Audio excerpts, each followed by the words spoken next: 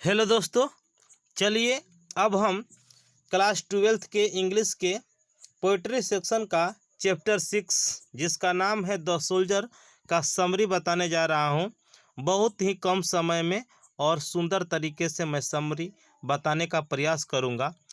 Chapter का नाम है द सोल्जर अर्थात सैनिक। सोल्जर का मतलब होता है सैनिक। This poem is written by Rupert book.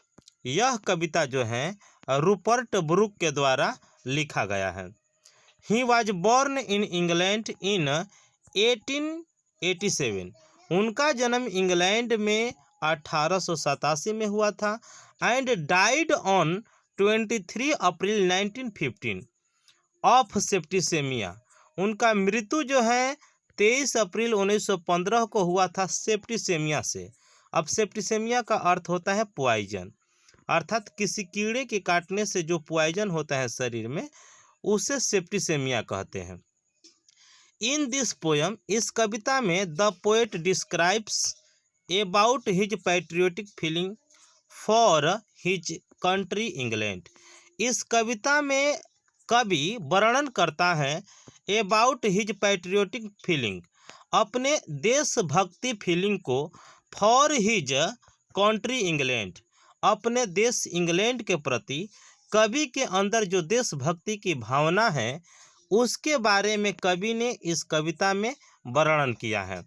The poet says, कवि कहता है दैट कि if I should die during the war, कवि कहता है कि यदि युद्ध के दौरान मेरी मृत्यु हो जाए, इफ आई शुड डाई, यदि मैं मर जाऊं ड्यूरिंग द वार, युद्ध के दौरान, देन तब that the corner of foreign field, अर्थात कवि कहता है कि यदि युद्ध करते समय मतलब युद्ध के दौरान मेरी मृत्यु जो होती है युद्ध क्षेत्र में हो जाती है, देन तब that the corner of foreign field, उस विदेशी भूमि का जो कोना है, उस विदेशी भूमि का जहाँ पर मेरी मृत्यु होगी, जहाँ पर मेरी लाश पड़ी रहेगी, विल बी इवर फॉर इंग्लैंड, वह हमेशा के लिए इंग्लैंड का हो जाएगी।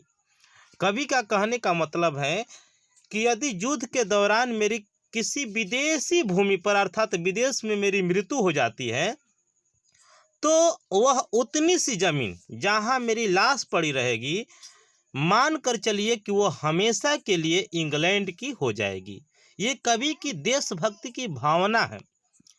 ही सेज, वह कहता है दैट कि ही वाज बॉर्न, यहाँ पर बॉर्न शब्द है, he was born, he was born in England, कि उन्होंने इंग्लैंड में जन्म लिया, and he got all good things in his life of England, और अपने जीवन में बहुत अच्छी अच्छी सुंदर सुंदर चीज़ें इंग्लैंड से अर्थात अपने देश से प्राप्त किया। अर्थात कवि अपने देश के प्रति कृतज्ञ हैं कि इस देश में मेरा जन्म हुआ और इस देश से मैंने जितनी भी चीज़ें प्राप्त की वह बहुत ही सुंदर हैं।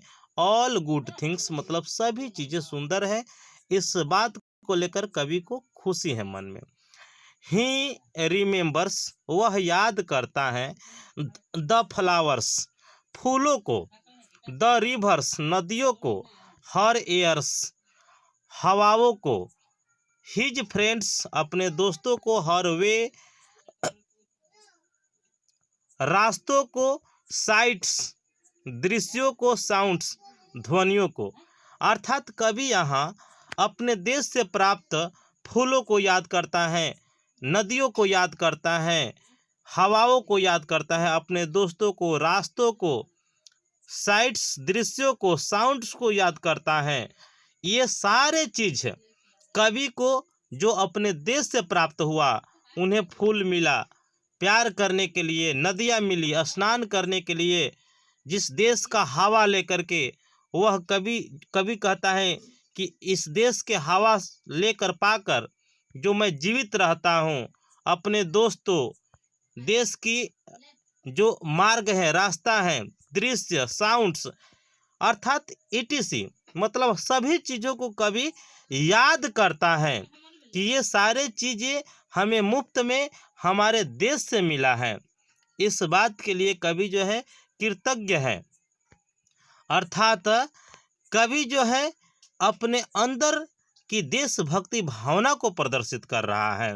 देयरफॉर इसलिए वी कैन से, हम कह सकते हैं दैट कि the poet loves very much to his motherlands, कि कवि जो है अपनी मातृभूमि से बहुत प्यार करता है। धन्यवाद।